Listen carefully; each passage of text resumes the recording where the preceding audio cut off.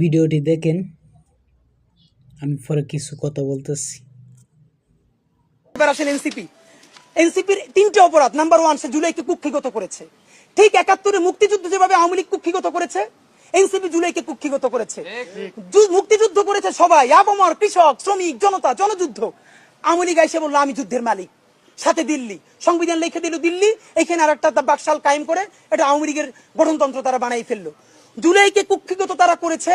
এই জুলাইকে কুক্ষিগত করার কারণে তারা দ্বিতীয় যে কাজটা করেছে, অনেকেই তারা দুর্নীতিগ্রস্ত হয়েছে। দেখেন, আমাদের কলিজা ছিঁড়ে যায় এই কথাটা বলতে। আজ থেকে 10 মাস আগে যেই ছেলেটা দেখেছি সারা গায়ে আঘাতের চিহ্ন, জুলাইয়ের আন্দোলন করতে গিয়া, সেই সব ছেলে মেয়ে মাত্র 8-10 মাসের মধ্যে কিভাবে কোটি টাকার মালিক হইতে পারে, এই চিন্তা আমাদেরও ঘুম আসে না।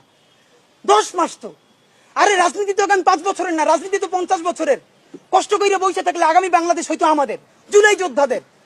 এখন তারা যে দুর্নীতি করলো, তারা তো এই সরকার পড়ে যাওয়ার সাথে সাথে কেউ যাবে দুবাই, যারা ফ্ল্যাট কিনছে, হাউজিং এ প্রজেক্ট করছে, ওইখানে ব্যবসা কিনছে, কেউ যাবে বিদেশ, যারা মাস্টারমাইন্ড হইছে। এই লক্ষ লক্ষ জুলাই জনতা কোথায় যাবে? আমাদেরকে যে তোমরা এই জাহান্নামের মধ্যে ফেলাই দেবা, এর দায় কিন্তু ইতিহাসের কাছে দিতে হবে, আল্লাহর কাছে দিতে হবে। নাম্বার 2, আপনাদেরকে বলতে চাই, এই ঐক্য প্রথমত বিনষ্ট করেছে এনসিপি। এই যে জুলাইয়ের বৃহত্তর ঐক্য, কত মনে করে ফেসবুক একটা আছে, আগেও বলছিলাম যে ফেসবুক অ্যাকাউন্ট সব ডক্টর ইউনূসের কাছে জমা থাকবে। মন চাইলে এই পোস্ট দেয়, আধা ঘন্টা পর ডিলিট দেয়, এরপর 3 ঘন্টা পরে হিসাবে দুঃখ প্রকাশ করে। ভাই, এটা কি বাচ্চা কাচ্চাদের ওই হান্ডি পাতিল খেলা, যে ঠিক আছে খেলবো না, হারাই ফেরত দাও, একটু পরে এসে আবার ঠিক আছে খেলা শুরু করি?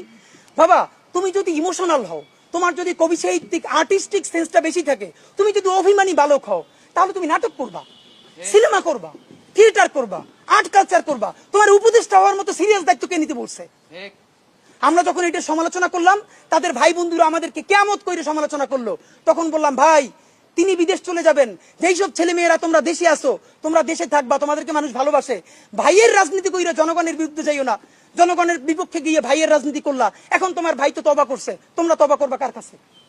এই জন্য ইনসাফের উপরে থাকেন, নিজের বিবেকের উপরে থাকেন, বিবেক কোনোদিন বর্গা দিয়েন না। এবং সর্বশেষ, এই যে নিজেদের ক্ষমতাকে কুক্ষিগত করার জন্য বৈষম্য বিরোধী ছাত্র আন্দোলন, সারা বাংলাদেশের যে ফোর্স ছিল সেটাকে নাই করে দেওয়া হলো। এই যে আপনার আজকে এনসিপি, তারা যদি বৈষম্য বিরোধী ছাত্র আন্দোলনটাকে আরো 6 মাসও টিকেই রাখতো, এই বৈশার পক্ষে দাঁড়াই আমরা আওয়ামী লীগ নিষিদ্ধ করতে পারতাম, জুলাইয়ের ঘোষণাপত্র দিতে পারতাম। কারণ এখানে ছাত্র দল ছিল, শিবির ছিল, সবাই মিলে ছিল।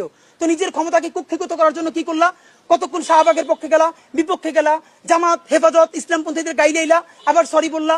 দেখেন কি আফসোস, আজ থেকে 4 মাস আগে তাদের কি ক্রেজ ছিল, এখন তারা পোস্ত দূরের কথা, রাস্তায় এসে দাঁড়াইলে অর্গানিক 100 লোক পায় না। এই যে তোমাদের সাথে 100 লোক নাই, এটা তো আমাদের জন্য আনন্দদায়ক না, এটা দুঃখ। জুলাই হেরে যাচ্ছে। সুতরাং এতদিন এই ভিডিওগুলা কোথায় ছিল? এখন আদি মারা গেছে, তো এখন এগুলা ভিডিও কোথায় থেকে বার করলো? আপনারাই বলেন। আগে এই কথাগুলা কোথায় ছিল? এখন কেন বাংলাদেশে মানুষ মারা গেলে দাম হয়, মানুষ আর জীবিত থাকতে দাম হয় না? এটাই বাস্তবতা।